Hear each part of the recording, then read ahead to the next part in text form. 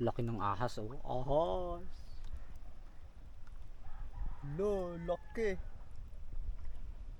Galing ako sa laot at namalakaya. Malapit na ako sa tabi nang madaanan ko ang isang mahabang sea snake na para bang may hinahanap sa butas ng mga bato.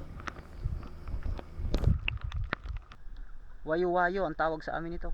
Laki, oh. Sobrang isang pa. Kaya daw wayo-wayo ang pangalan nito dahil pag nakagat ka nito, walo-walo din ang epekto ng kamandag nito sa'yo. Pwede daw 8 minuto o 8 oras ang itatagal mo sa tindi ng kamandag ng ahas dagat na ito. Naghahanap siya ng pagkain.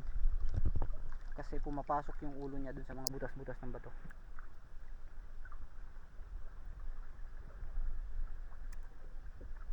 Nakamandag yan. Pero hindi naman siya basta-basta nangangagat.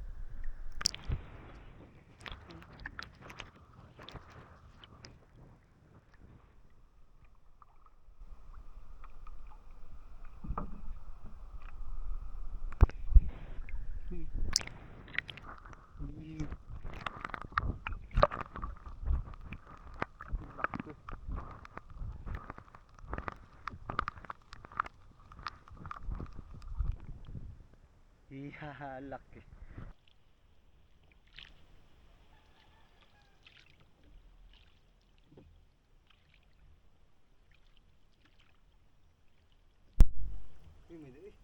Daming saang.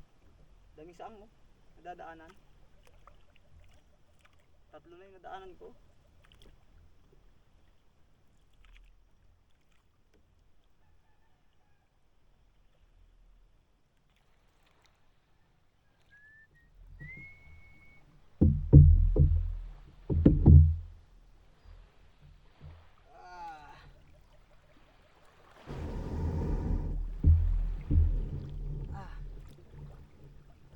Ah!